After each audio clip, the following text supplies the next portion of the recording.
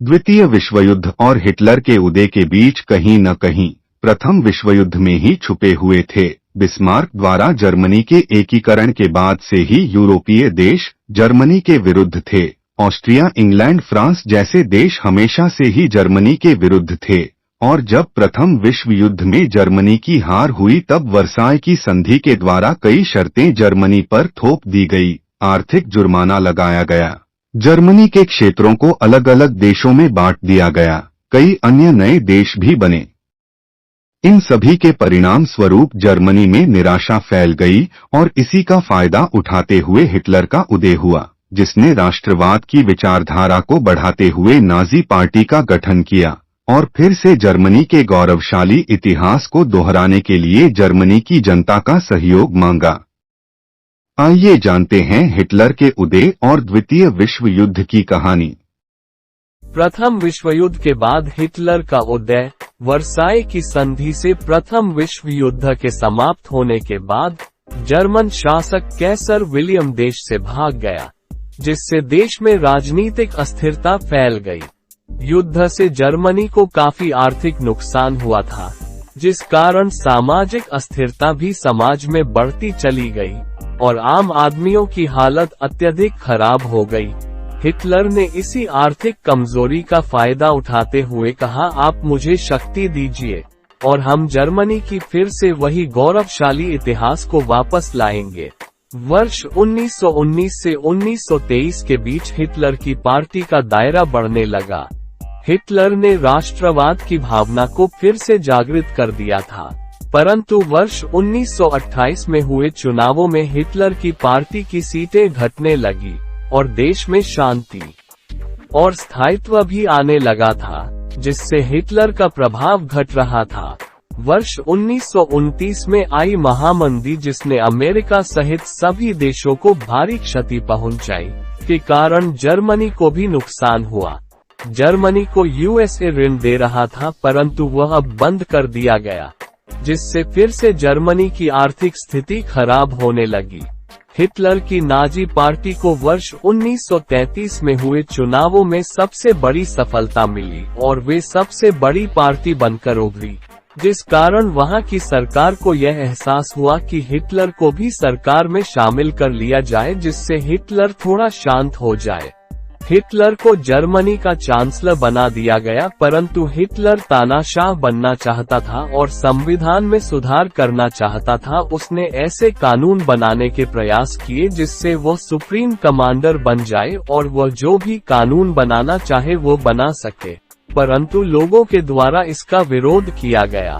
Hitler की Nazi party ने 50,000 लोगों की अपनी एक सेना बना ली थी। संसद द्वारा उसके प्रस्ताव का विरोध किए जाने पर इस सेना ने संसद का घेराव कर लिया और बंदूक की नोक पर प्रस्ताव पास करवाकर हिटलर जर्मनी का सुप्रीम कमांडर बन गया। इस प्रकार वर्ष 1933 में हिटलर ने जर्मनी पर नियंत्रण कर लिया।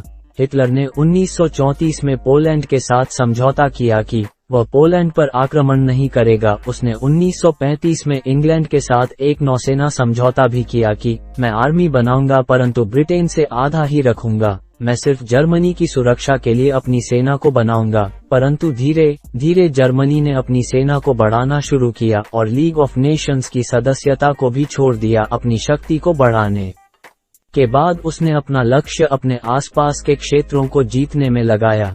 इसी समय ऑस्ट्रिया में जर्मन नस्ल के लोगों द्वारा विद्रोह किया गया, जिसके परिणाम में जर्मनी ने ऑस्ट्रिया पर आक्रमण करना चाहा, परंतु इटली ने ऑस्ट्रिया का सहयोग करें, जिससे जर्मनी सफल नहीं हो सका। हिटलर ने वर्ष 1936 में स्पेन में मुसोलिनी के साथ मुलाकात की। उन दोनों की विचारधारा समान थी, जिससे उनमें घनिष्ठता बढ़ गई और मुसोलिनी ने हिटलर का विरोध करना बंद कर दिया, जिसके बाद हिटलर ने फिर से ऑस्ट्रिया पर नियंत्रण करने का प्रयास किया और ऑस्ट्रिया पर नियंत्रण स्थापित भी कर लिया, जो कि ट्रीटी ऑफ वर्साई का सीधा विरोध था।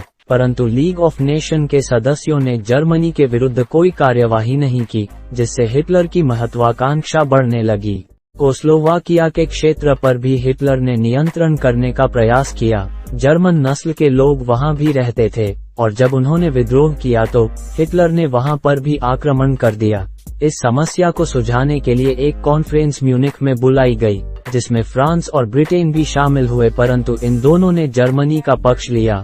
वर्ष 1939 में हिटलर ने चेकोस्लोवाकिया पर भी नियंत्रण स्थापित कर लिया, जिसके बाद ब्रिटिश प्रधानमंत्री को ये समझ में आ गया कि अगला टारगेट पोलैंड होगा। ब्रिटिश प्रधानमंत्री ने हिटलर से पोलैंड पर आक्रमण करने को मना किया, क्योंकि पोलैंड ब्रिटेन के संरक्षण में था, पर हिटलर ने नहीं माना और पोलैंड पर आक्रमण कर दिया।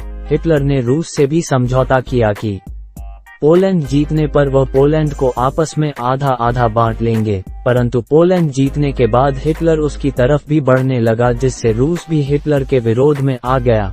जर्मनी के पोलैंड पर आक्रमण के साथ ही द्वितीय विश्वयुद्ध की शुरुआत हो चुकी थी। यह विश्वयुद्ध दो पक्षों के बीच लड़ा गया, जिसमें एक पक्ष ध्रुवीय शक्ति थी, जिसमें जर्मनी, इटली और जापान मुख्य देश शामिल थे, जबकि दूसरी शक्ति एलाइड पावर की थी, जिसमें ब्रिटेन, अमेरिका, सोवियत यूनियन और फ्रांस थे। ब्रिटेन एवं फ्रांस ने जर्मनी पर आक्रमण कर दिया। लंबे समय तक चले इस युद्ध में 7 मई 1945 को जर्मनी ने सरेंडर कर दिया। जापान द्वारा पर्ल हार्बर पर आक्रमण के बाद अमेरिका ने भी द्वितीय विश्व युद्ध में भाग ले लिया और हिरोशिमा तथा नागासाकी पर परमाणु हमले किए।